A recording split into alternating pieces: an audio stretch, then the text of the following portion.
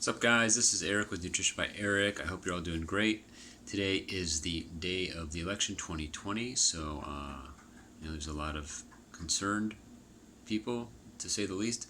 So I'm calling this video "Oh Say Can You See?" with a little pun there for the C being vitamin C.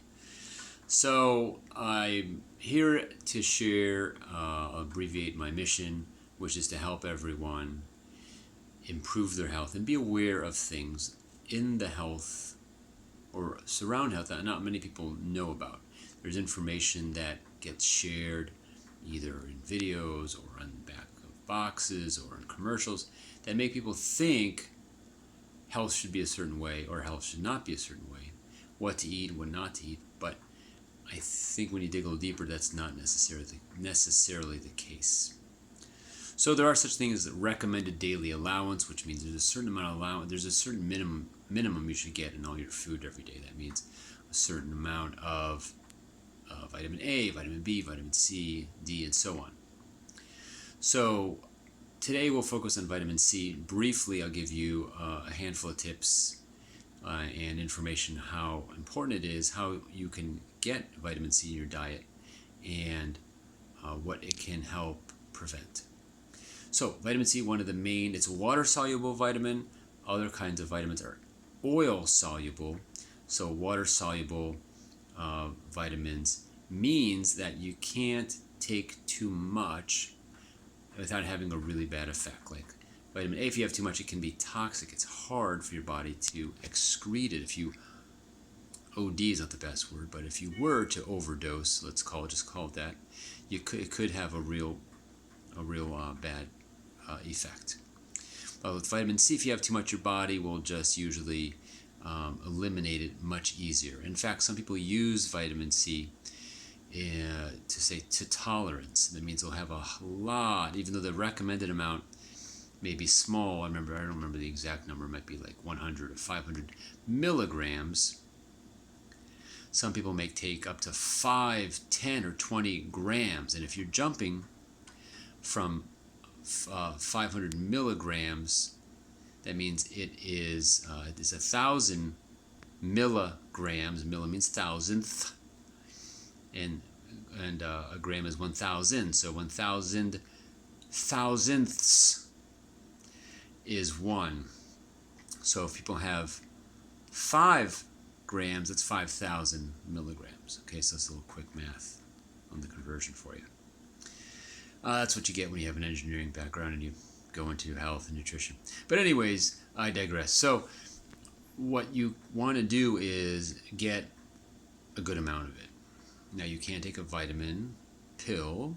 You can get a capsule, and when you take a pill, really it's usually a powder inside of a little gel cap that's separable into 2 pieces.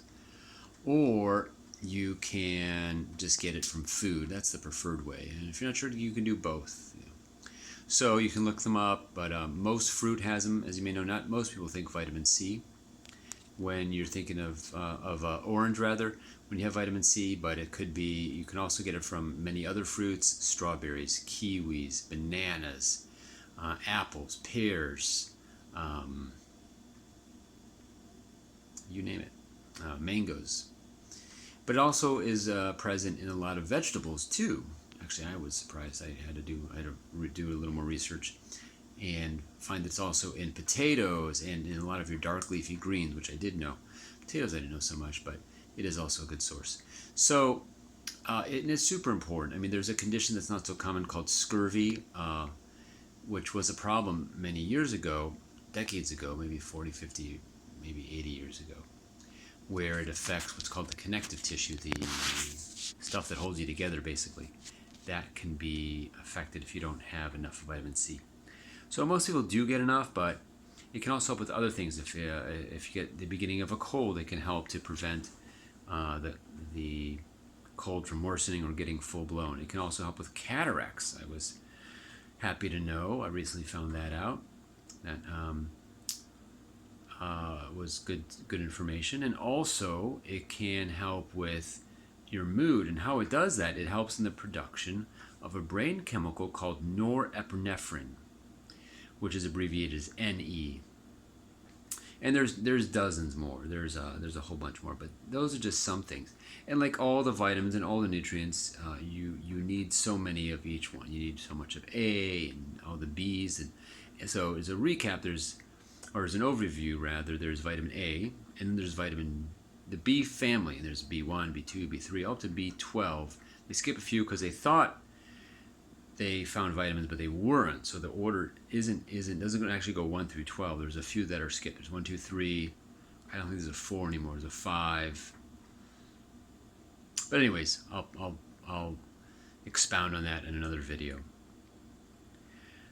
But yeah, we'll focus on C for today, and know you need all the other ones. It goes A, the B's, C, D. There's no E, no F, G, and then it goes to K and skips around a little bit. And depending who you study, there's a few other ones. Excuse me. So the point is to get the things you need in your diet and try to reduce the things you don't need. Like, as you probably know, if you don't need junk food. If you're eating junk food, as you probably don't need me to explain what junk food is. If it comes in a bag and sits on the shelf for 100 years, or can't sit on the shelf for 100 years, loaded with, if you look at the label and then you find lots of chemicals and you're like, what the heck is this? Then there you have it. So try to get your food from whole food sources. I'm going to stress that you eat at least one piece of fruit a day. And if you're not already familiar, try to get organic. And if it has a peel on it, like a banana, a thick peel that is, like a banana, avocado is a good one, or a plantain, depending if you're in a Caribbean or place, you can get access to a plantain, which is a relative in the banana family. Then you don't have to worry so much about organic. Better if you have it, but not such a big deal if you don't. But the things you're not going to peel, like I don't advise peeling bananas. I'm sorry, that I do. Peeling apples, because you want the skin or the jacket or the outermost layer. So you want organic whenever you can, and even when you get it home, wash it. I just use a little bit of soap. If I have good quality soap, I put a dash on. I just wash it with my hands. So in case someone sneezed or coughed or whatever, it got dirtied or has some microorganisms along the way, you can clean them off best you can. So get in your one piece of fruit a day. You can look up the calories.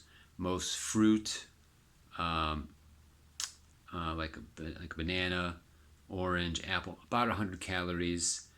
Avocado is about 200, 250. Pomegranate is about 200. You can look it up in case you're counting your calories or you want to do your macros.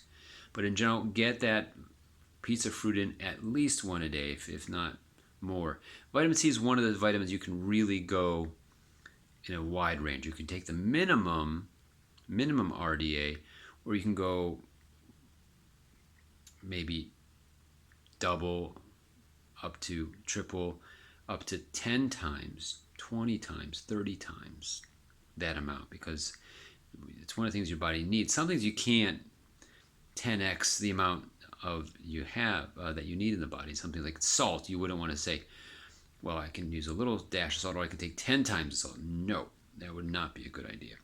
But for vitamin C, that's one of the vitamins you can have a lot of. And you'll know this is what people do sometimes when they want to heal something. They'll take vitamin C in a powder form, or not from fruit, but from like a powder or a capsule, and they'll take it until their stools are loose. That means they call it until tolerance. And that's for certain conditions. You can look that up, or we can talk about that later. And it's just one of the things you can really ramp up. So know that there's different nutrients, different foods you can have in different quantities. You definitely want to always have the minimum.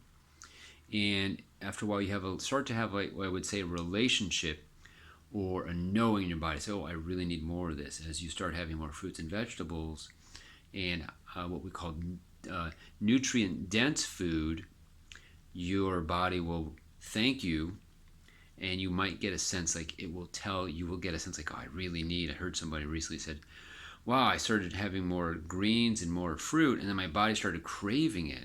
It's almost like your body has been dulled or numbed to not having it, or used to, let's say if you don't eat a lot of high nutrient food, so your body just won't give you the signal that it wants it. But once you start feeding it correctly, it's like, oh yeah, that's the right stuff. Keep it going. So be aware of that.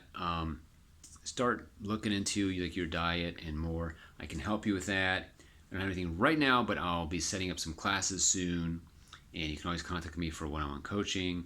My website again is nutritionbyeric.com, and I have events there. I have a book club coming up where people will pick a health-related book and we'll chat. And we'll make it kind of fun as you can. It may not be a romance novel or but it can be. You can think of it as a romance, falling into a love, an appreciation of yourself and how your body works, or adventure book like what are the whodunit movie, whatever people do in what you would call traditional book clubs. But this will be a way we can all pick a book and remotely work on something and learn a lot. I love reading these books. I love reading like how the body works and how the immune system is set up and how metabolism works and some weird foods that may have existed a long time ago. So be on the lookout for that. But look in the description below. You'll have a lot of other opportunities to connect, to find some supporting help and some products, and I'll have as much community information as I can. So that's about it for now. Let's see, recap. Yeah, so again, vitamin C, get in your minimum per day. It's good for a lot of things, at least the mood. It can help you with the mood, as it helps produce norepinephrine, and it also helps prevent cataracts. It can help prevent the common cold. This is just anecdotal information. I'm not here to prescribe anything.